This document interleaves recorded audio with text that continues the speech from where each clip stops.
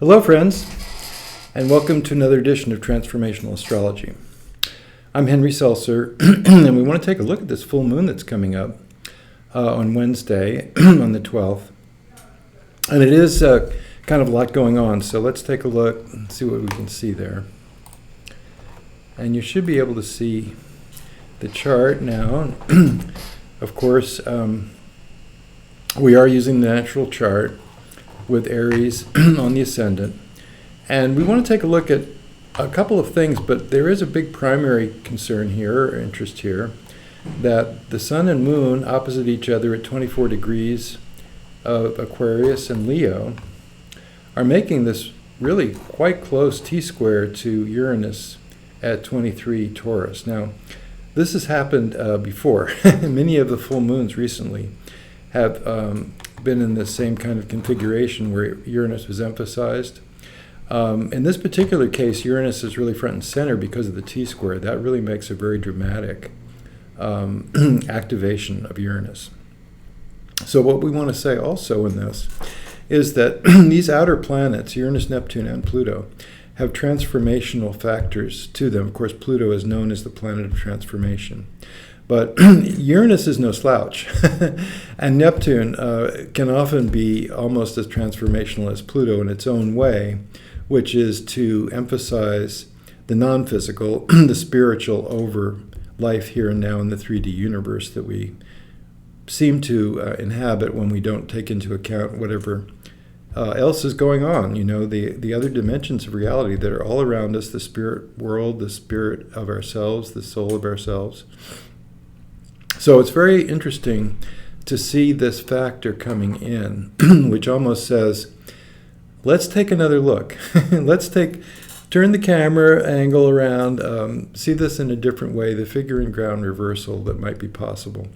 And so, we can see in this way, we can see our troubles as triumphs, our difficulties as opportunities. We can see that, when the odds are against us, well, that's the odds we need to really get motivated. So there's a lot to this notion, including the idea that, there could be surprises, surprise events, unexpected events, things that we didn't plan to see it that way. And, this is also a factor sometimes in Mercury retrograde to see it wasn't what we thought, We don't have Mercury retrograde at the moment, although we do have very strong Mercury as well, because Mercury is very close to the sun and has gone past. So there was a moment when when Mercury was in the heart of the sun, and that was on the morning of the 9th. And this is the 12th as we come into this. So, this full moon, I think, is going to be very special. A lot of Mercury emphasis, so a lot of possibilities for thoughtful approaches to things. Think our way through, see what we can do with analysis. Taking a completely another turn, see what we can do with non-rational thinking, with just the impression, the intuition. Uranus brings intuition. Uranus brings another way of looking at things, as I was saying. And also, the mystical or the cosmic perspective, looking at things from the standpoint of astrology. If astrology works, what have we got? We definitely have a universe or a world that we're living in where the mystical is very much part of our everyday reality, because there's no way that these planetary archetypes with the planets just in their orbits can be so meaningful and expressive to us as life on Earth. And you see it in the natal chart. People say, "Oh, that's amazing. I never saw things that way," but that's absolutely right for me. And I never realized it was the astrological factors that could be so telling. They're really a symbolic representation. They don't cause events. They are in chime with events. They say, as above, so below. That doesn't mean we don't have free will. That doesn't mean we don't have the chance to exercise our own judgment of the situation and act accordingly, but it does give us kind of, you could almost say, the psychological DNA of an individual or of the possibilities for action when we encounter what we encounter.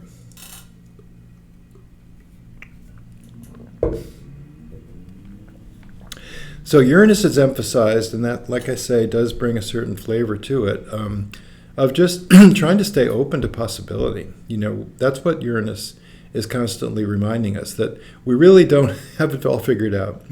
And then in addition to that, we have so many other factors in this full moon that really deserve mention, including, as a matter of fact, these new planets that I've been researching. So that's pretty important here for several reasons. One is that the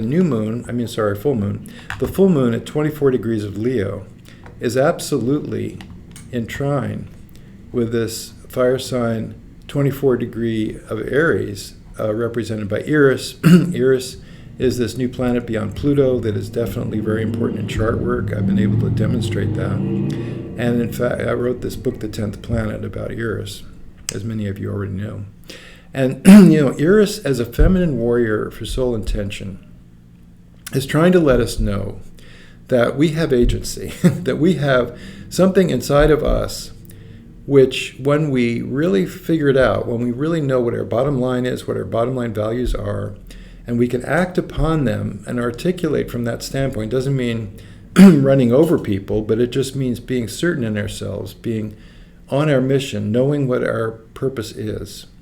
We can be strong, and there are people that have it more than others, that are kind of standout people, that make things happen, that look out.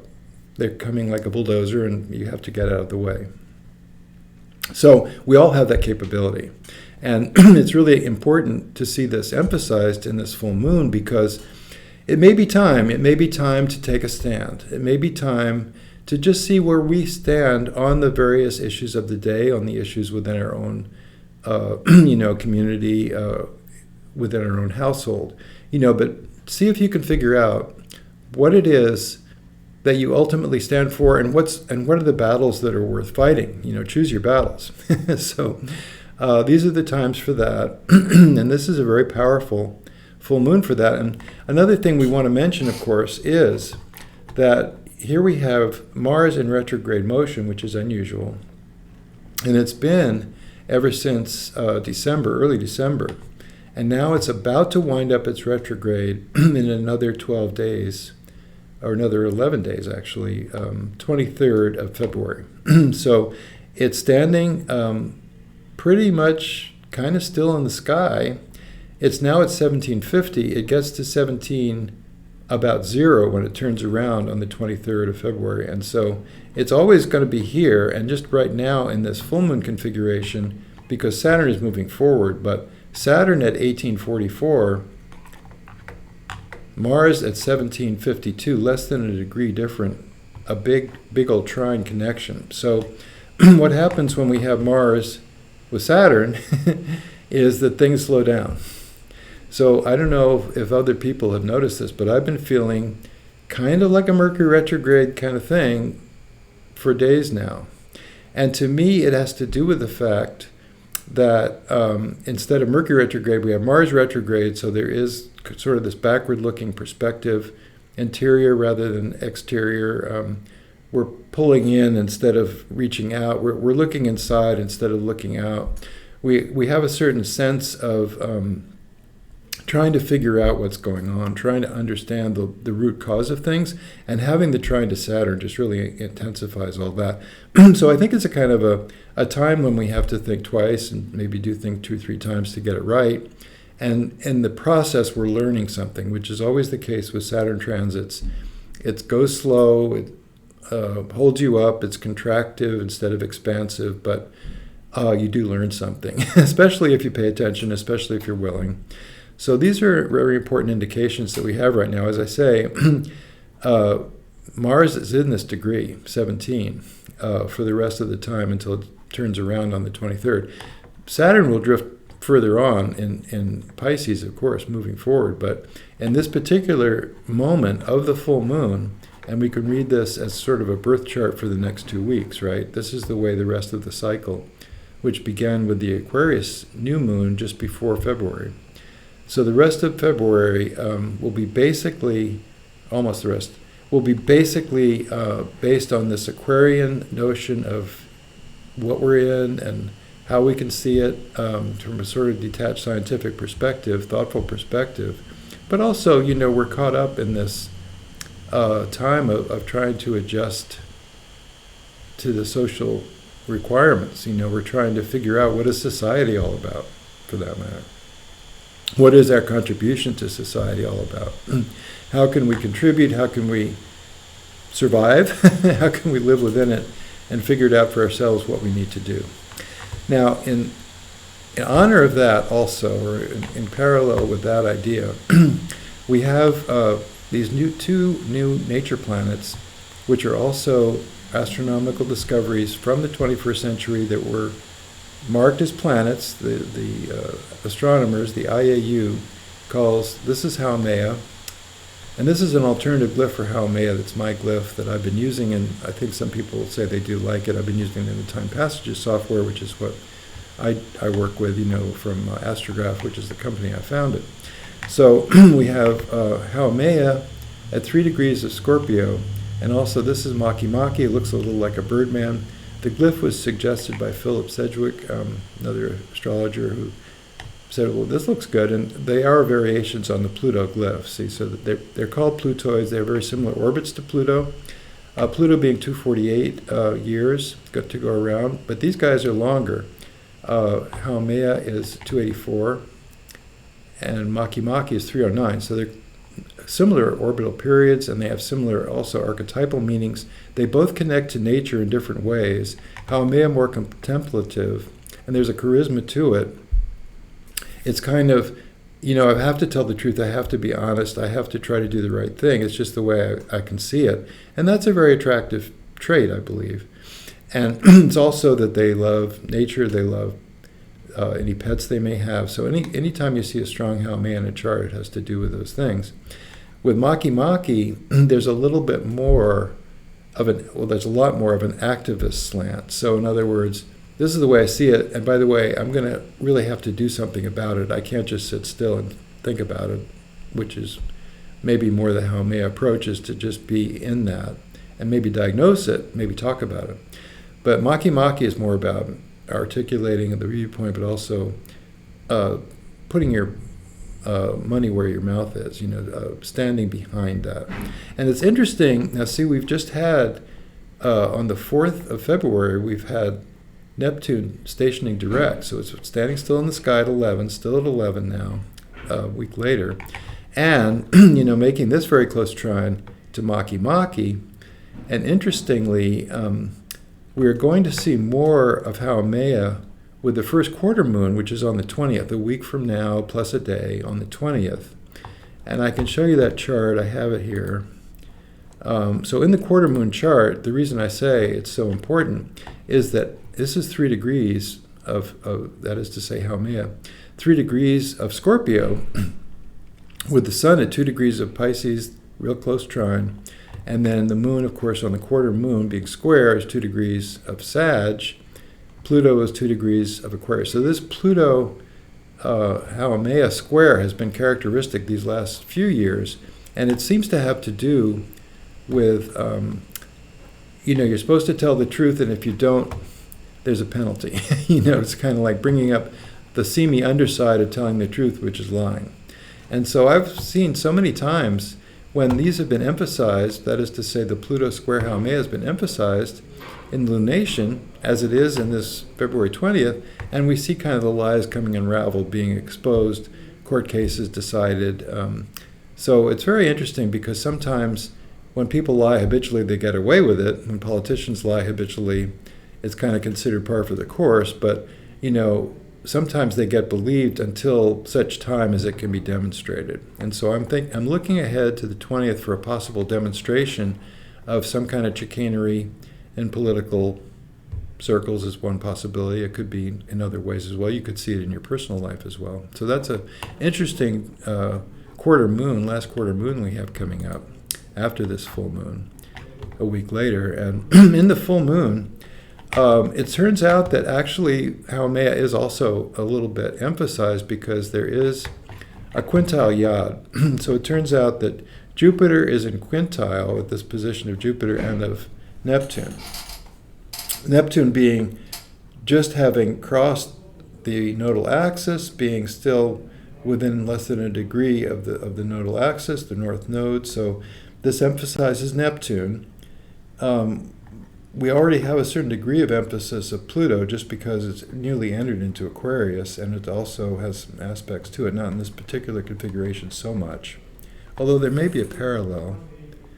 And so in time passages I can right click. Oh, it's counter parallel right now to Jupiter. I'd forgotten about this. So 22.9, and then Jupiter, that's decimal 0.9, 21.7. So it's not that close actually, but anyway, Pluto has some emphasis to it.